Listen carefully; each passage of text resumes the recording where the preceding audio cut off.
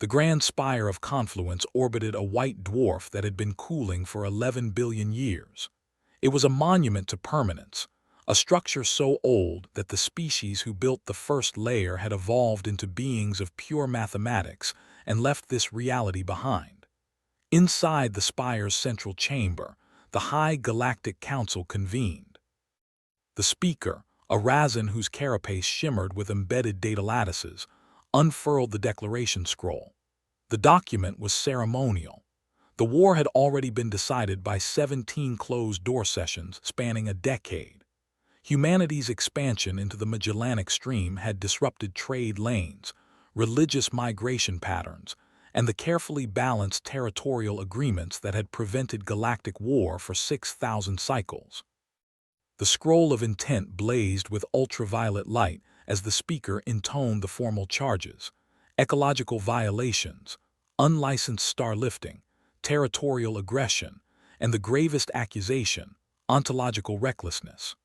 The human species had been modifying their own genetic and cognitive structures without council oversight, an act that bordered on creating a new form of intelligent life without proper authorization. Ambassador Elara Vance stood on the petitioner's platform. She was 73 standard years old, her silver hair pulled back in a severe knot, her diplomatic robes a simple charcoal gray. She carried no data slate, no ceremonial weapon, no symbol of office save for a thin chain around her neck that held a pendant of polished meteorite. The platform's gravity field hummed softly beneath her practical shoes. Around her, the counselors loomed. The Vresh occupied a gravity distortion couch, their 12 eyes processing multiple wavelengths of information. The Tekel represented their hive mind through a single drone that quivered with the psychic weight of billions. The Luminarchs, beings of contained plasma, pulsed within magnetic bottles arranged like an amphitheater of captive stars. The speaker completed the scroll's reading. Ultraviolet light faded. The chamber's ambient illumination shifted to a deep amber, the color of judicial finality among the Razan. By the authority vested in this council by the 18,000 member civilizations of the Galactic Arm, we declare a state of hostile resolution against the Terran Dominion. You will order your fleets to stand down. You will surrender your colonies. You will submit to council oversight of all technological development for the next 500 cycles. Your species will be placed under advisory custodianship. The speaker's mandibles clicked twice, a gesture of finality. Ambassador Vance, humanity's response is required before this body now. Elara Vance looked up at the towering forms. She did not tremble. Her eyes, a pale gray like winter clouds over a northern sea, moved across the counselors one after another. She saw the Vresh shifting impatiently. She saw the Tekel drone's antennae vibrating with the collective certainty of its trillion mind. She saw the Luminarchs burning steady and smug. She reached up and touched the meteorite pendant at her throat. The gesture was not one of fear or comfort. It was the gesture of a teacher about to give a difficult lesson to students who believed they already knew everything. Elara leaned toward the translator node floating beside her platform. The device was a masterpiece of council engineering, capable of rendering meaning across 16,000 documented languages, including those that used gravitational lensing and chemical gradients as syntax. She did not raise her voice. She spoke so quietly that the node had to amplify its gain to maximum sensitivity, pulling her words from the soft movement of breath across her lips. Speaker of the High Council, honored representatives of the 18,000 worlds. She paused. The chamber's acoustic field sharpened, carrying her whisper to every corner of the vast spherical room. You have made a declaration. You have listed charges. You have demanded surrender. You have even been kind enough to offer us custodianship rather than extinction. I want you to understand that I recognize the mercy you believe you are showing. Her fingers released the pendant, her hands clasped loosely before her. But there is something you need to know before I can accept these terms on behalf of my species, something that every human being learns before they reach the age of reason. It is taught to our children in their first years. It is the foundation of every art, every science, every philosophy we have ever created. The TKL drone leaned forward, the Vresh's 12 eyes narrowed, the luminarcs dimmed slightly, a flicker of confusion. Elara Vance looked directly at the speaker's shimmering data lattices and whispered the words that would echo through the galaxy for the next 10,000 years. You have no idea. The universal translator processed her words in 0.03 milliseconds. The chamber's acoustic field delivered them with crystalline clarity.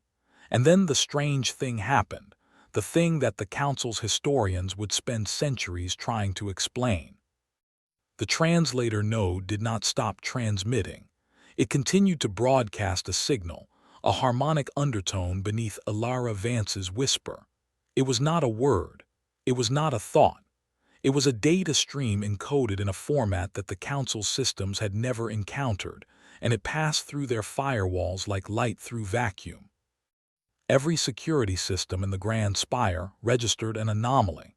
Every tactical display across the Council fleet, arrayed in parade formation 18 light-years from the Spire, flickered and displayed a single phrase in the native script of each species. She had not spoken it. She had only whispered. And the universe had listened. Admiral Krelix of the Razin Expeditionary Armada stood on the command bridge of the Spear of Final Resolution, a dreadnought whose engines burned with the harnessed fury of a magnetar. His 6 limbs were anchored to the command cradle, his carapace polished to a mirror sheen by his attending drones. Around him, 300 bridge officers processed tactical data through neural interfaces that made them effectively a single distributed mind. The Armada translated from superluminal space in a cascade of radiation that washed across the Aldrin's cradle system like a tide.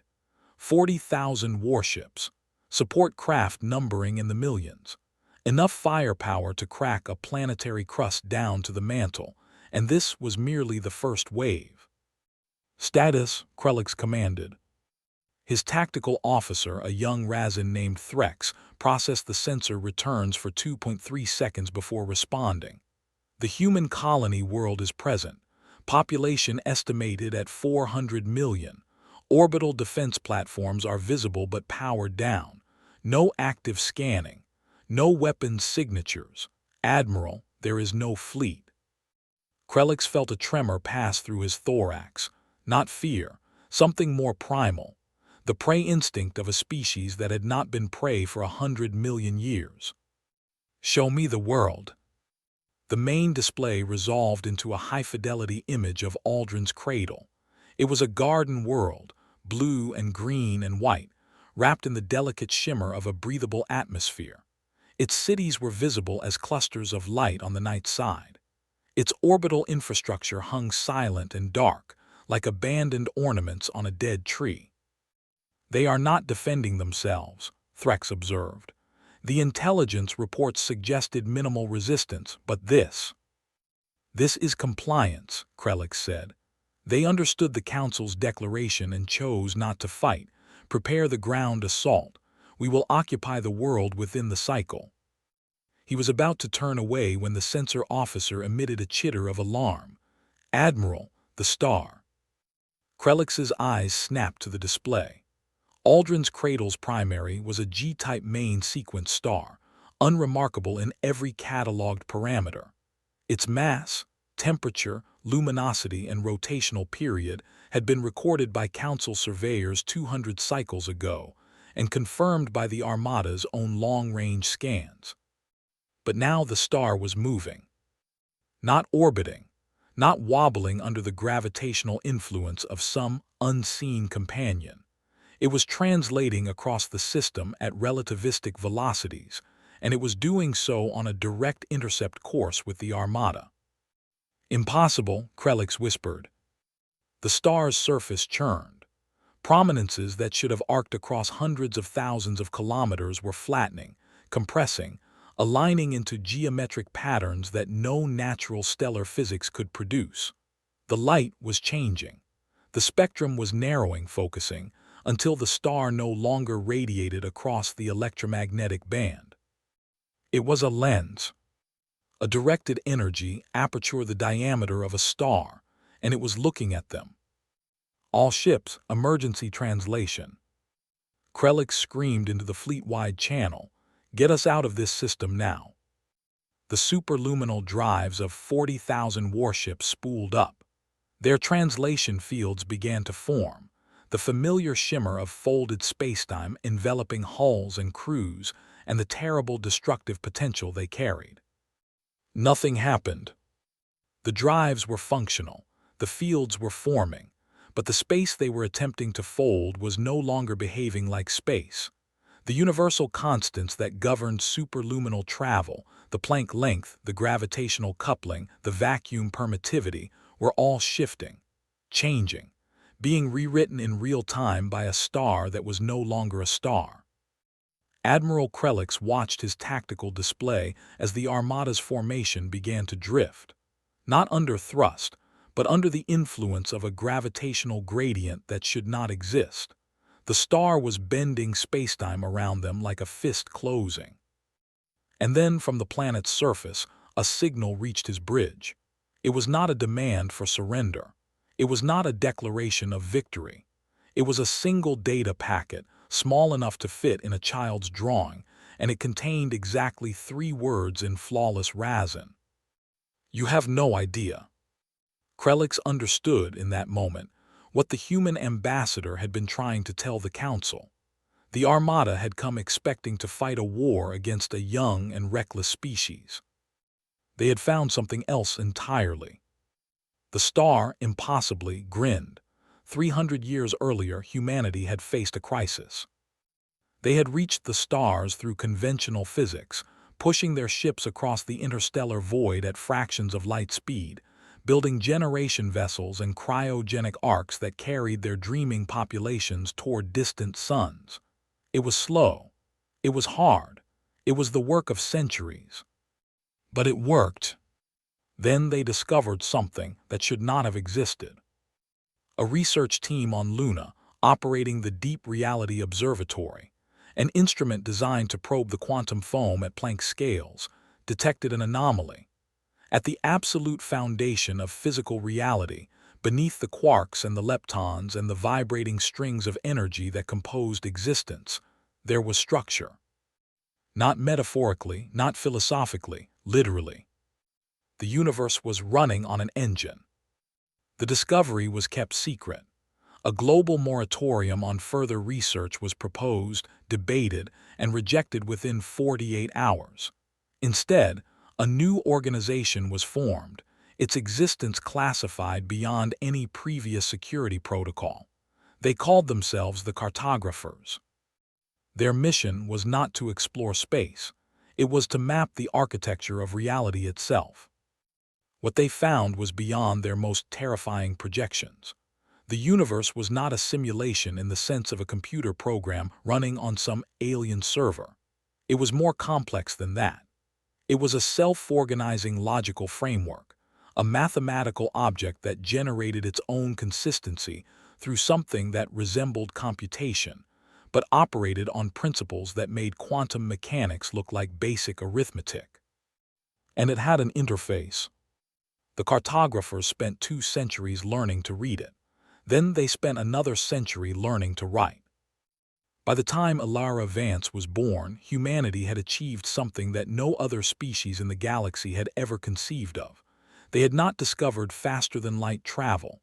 They had discovered that the concept of travel was a parameter in the framework's source code. Distance was a variable. Time was a function. The speed of light was a setting, not a law. They did not break physics. They logged into it. Elara Vance grew up knowing this truth. She was inducted into the Cartographers at 18, the youngest initiate in the Order's history. Her mind, the Elders recognized, possessed a rare quality. She could perceive the framework's patterns intuitively, the way a musical prodigy perceives harmony. Where others needed equations and computational models, she simply felt the shape of reality. By 40, she was the cartographer's chief architect. By 60, she was their ambassador to the galactic community, sent to observe and report on the species that believed themselves to be the universe's masters.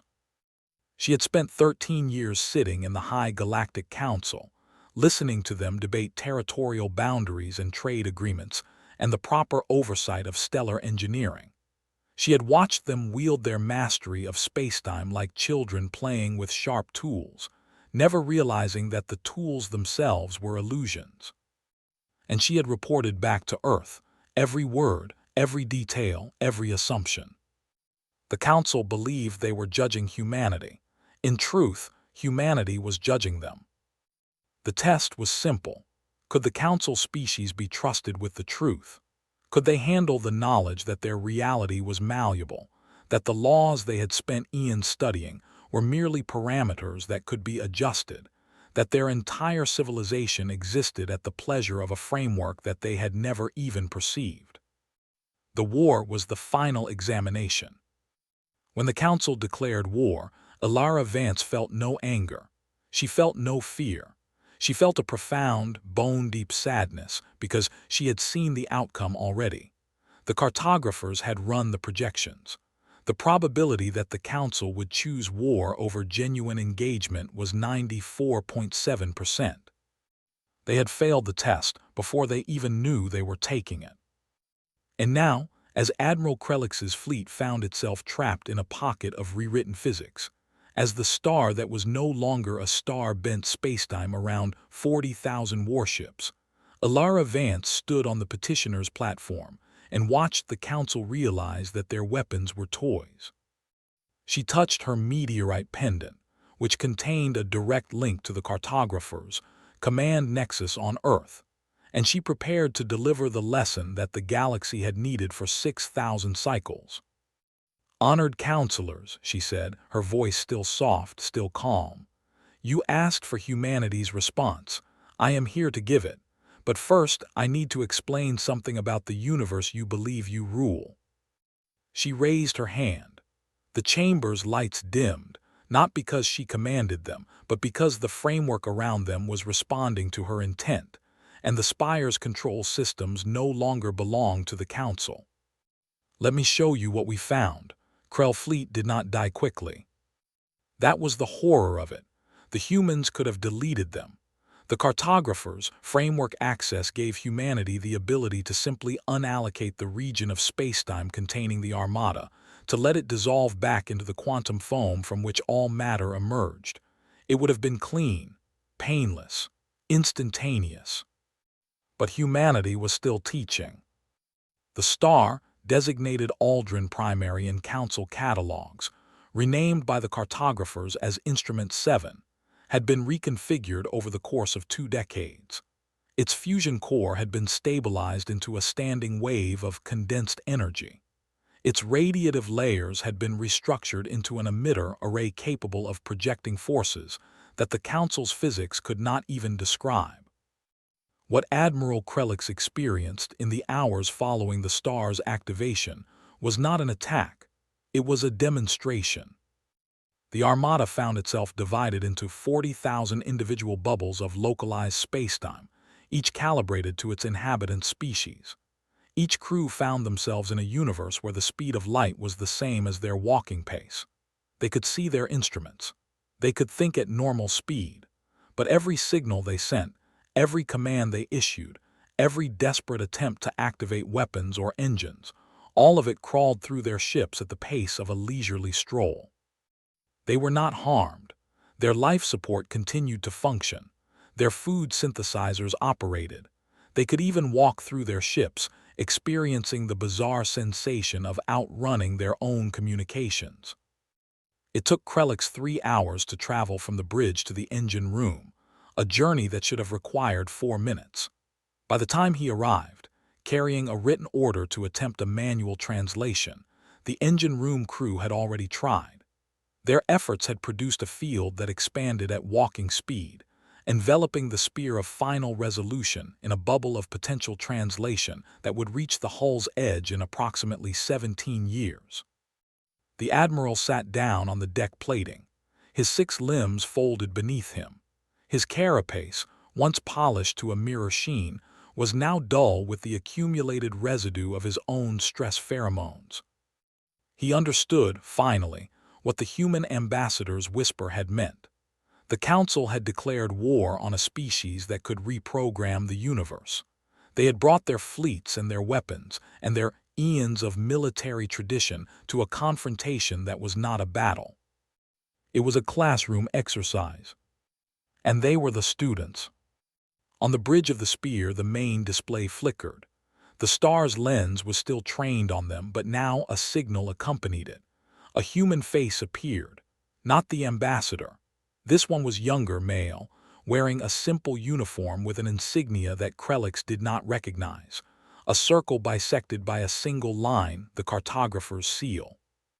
Admiral Krelix of the Razin Expeditionary Armada. I am Commander Dorian Ash of the Terran Cartographic Service. You are currently experiencing a localized modification of the vacuum permittivity constant. Your ships are undamaged. Your crews are safe. The effect will be reversed when you are ready to accept the terms of surrender that Ambassador Vance is currently presenting to your council. Krelix stared at the display. His translator rendered the human's words with perfect clarity, despite the crawling speed of light. "How are you communicating with me?" he managed to ask. Commander Ash smiled, and it was not a kind smile, not a cruel smile, but something in between.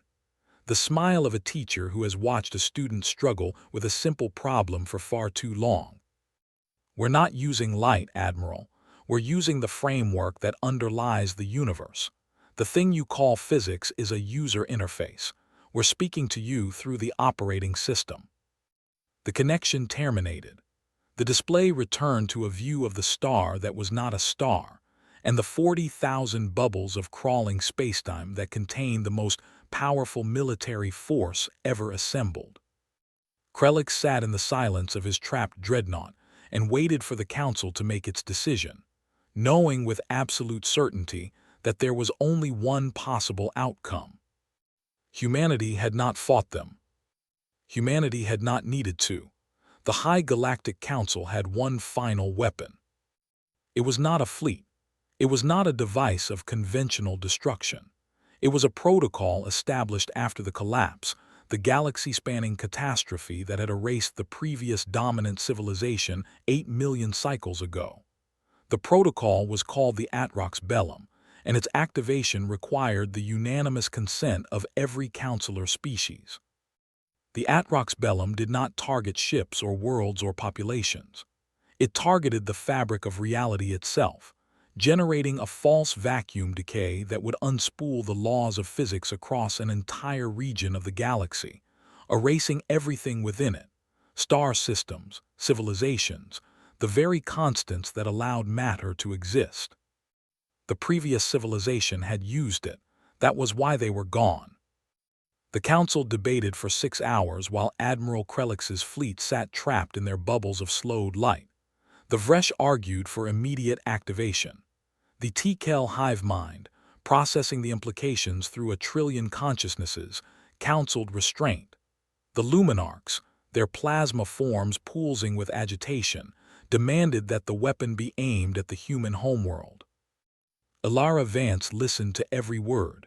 She stood on her platform, her hands still clasped before her, her face revealing nothing. When the speaker finally announced that the Council had reached unanimity, when the Atrox Bellum protocols were activated, and the fabric of reality began to tremble around the distant star called Sol, she did not flinch. She simply spoke a command that the framework had been waiting to hear. Cartographic override. Mark the incoming anomaly as corrupted data and quarantine it from the active runtime. 10 light-years from Earth, the false vacuum decay bubble, an expanding sphere of rewritten physics that would have erased everything in its path, simply stopped existing. The framework logged it as an error state, contained it in a sub-process that never reached the main execution thread, and discarded it. The Council's sensors registered the anomaly's disappearance. The tactical displays across the spire showed empty space, where a universe-ending cataclysm had been propagating. The speaker's data lattices flickered with something that, in a Razan, resembled horror. "What have you done?" Elara Vance looked up at the towering alien, and for the first time her eyes held something other than calm. It was grief. Deep, ancient, bone-weary grief. "I told you," she said. "You have no idea. Not about our weapons, not about our technology, not about the framework that sustains everything you call reality. You have no idea what we are, what we have been doing for 300 years, or why we have allowed you to believe you were the galaxy's masters." She stepped off the petitioner's platform. The gravity field released her. She walked across the empty space of the chamber floor, her practical shoes clicking softly on the polished surface. "You believe that the Atrox Bellum is the ultimate sanction. You believe that the ability to destroy reality makes you powerful. But destruction is easy. Destruction is what children do when they are angry and do not understand the thing they are trying to break." She stopped in the center of the chamber, directly beneath the floating dais where the speaker's cradle hovered. "We have spent 3 centuries learning to understand the thing you just tried to destroy.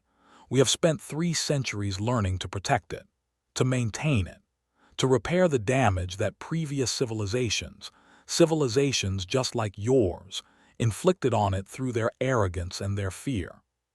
She turned in a slow circle, addressing every counselor. "Humanity is not a warrior species. We are not conquerors. We are not even particularly brave. What we are is patient. We are careful. And we are the only species in 18,000 civilizations that looked at the foundation of reality and asked, how do we take care of this? Instead of, how do we use this to win?" She stopped, her voice dropped to a whisper again. "That is why you failed, not because you declared war, because you never once asked the right question. The transmission reached every world in the Council's network." Elara Vance stood in a place that was not a place, her image projected through the framework itself into the consciousness of trillions of beings across the galactic arm. She was no longer in the spire.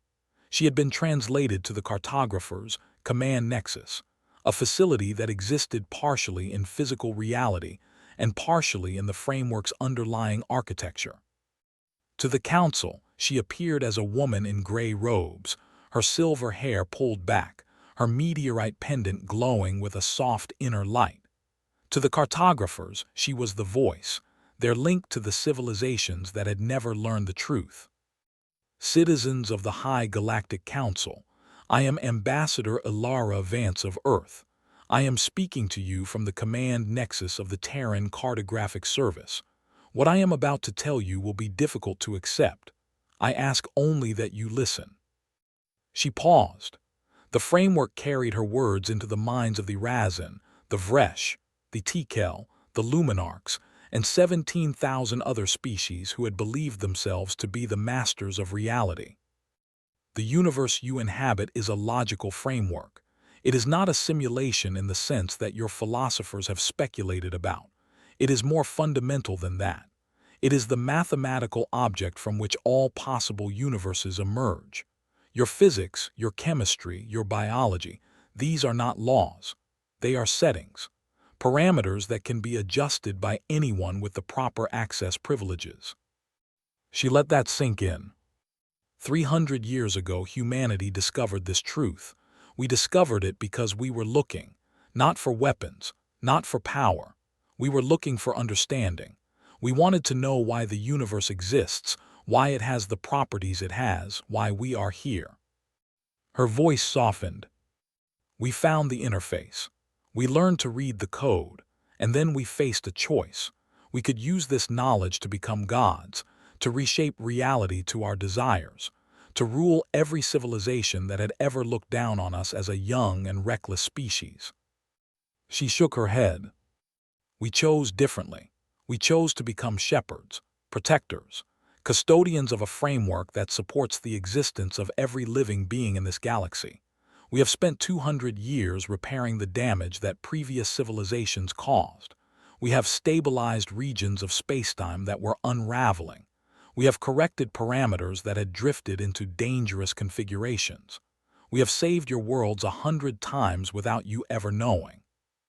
Her eyes, pale gray and ancient with a weariness that no alien could fully comprehend, looked out across the galaxy. "The war was a test. We needed to know if you were ready to learn the truth. We presented you with a species that you believed to be weak, and we waited to see what you would do." A tear tracked down her cheek. The framework transmitted its perfect clarity. "You declared war, you sent your fleets. You activated the Atrox Bellum. You tried to erase our homeworld from existence. And in doing so, you proved that you are not ready. You are still the children who break things when they are angry. You are still the frightened species who destroy what they cannot understand." She straightened her shoulders. The grief in her eyes hardened into something colder, something that was not anger, not cruelty, but the terrible weight of responsibility.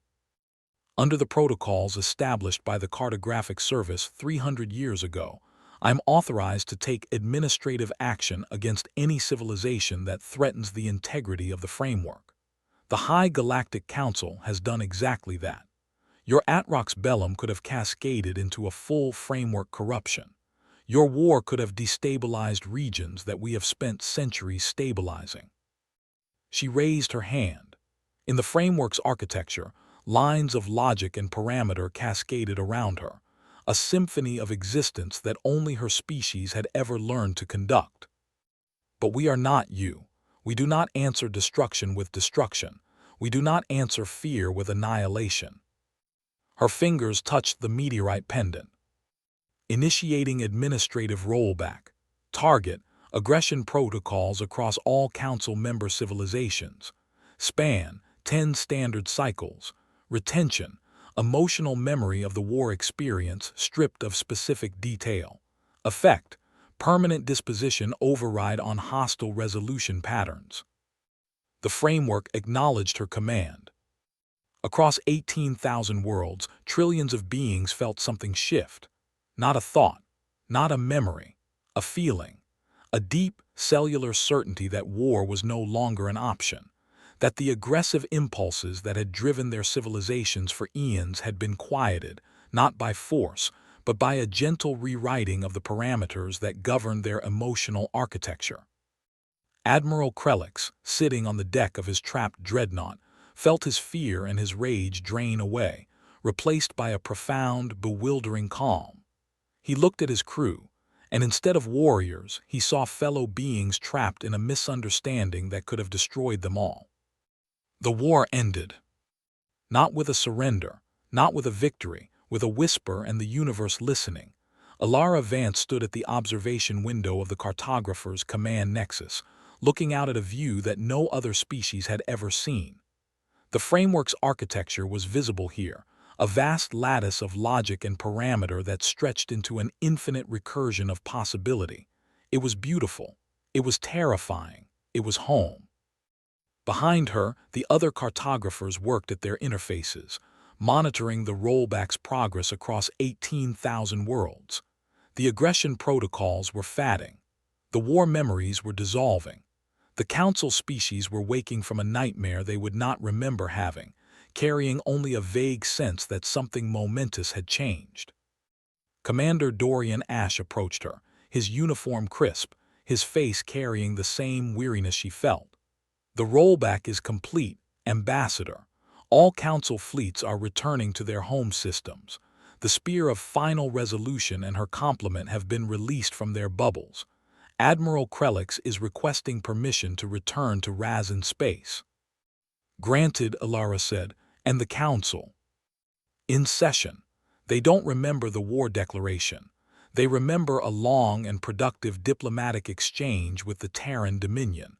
The Speaker has just proposed a formal alliance." Elara turned from the window. "They passed." Dorian frowned. "Ambassador." "They passed the test, not the one we designed, the one that came after." She walked to the central interface, her fingers brushing the meteorite pendant. "We gave them a test of aggression. They failed. We administered the rollback, and then we watched to see what they would do with the calm we gave them. She gestured, and the interface displayed the council chamber in the grand spire. The speaker was addressing the assembled councilors, proposing not an alliance of military cooperation, but an alliance of knowledge sharing. The Vresh were offering their gravitational engineering expertise. The Tekel were proposing a galactic census of all intelligent life. The Luminarchs were volunteering to serve as communication relays for deep space exploration. "They're not becoming conquerors," Elara said. "They're becoming partners." The aggression was stripped away, and what was left was the thing we saw all along: curiosity, cooperation, a desire to understand. Dorian studied the display. "So we didn't conquer them either." "No, we didn't conquer anyone." Elara's voice was quiet, but it carried the weight of 3 centuries of hidden labor. "We became what we chose to be: shepherds, protectors. Not because we wanted to rule, but because someone had to do it, and we were the only ones who asked the right question." She turned back to the window, to the infinite lattice of the framework that supported all existence. The Council declared war on humanity. They thought they were fighting a young species, reckless and ambitious, reaching for power they didn't understand. They had no idea that the war was never about power. It was about responsibility, the willingness to carry a burden that no one else could see. Dorian joined her at the window. Will they ever know the full truth? Maybe, someday, when they're ready. Elara touched the window and the framework responded, showing her the galaxy as it truly was, a fragile mathematical jewel suspended in an ocean of possibility, tended by a species that had chosen to be its guardians. For now, they'll remember this as a dream, a nightmare that ended with a whisper, and a morning that brought a peace they couldn't explain. She closed her eyes. "The High Galactic Council declared war on humanity, and we answered not with fleets, not with weapons, not with the destruction they tried to unleash on us. We answered with a lesson, a rollback, a second chance." She opened her eyes and looked out at the galaxy she had sworn to protect. "And one day, when they're ready, we'll teach them to whisper too."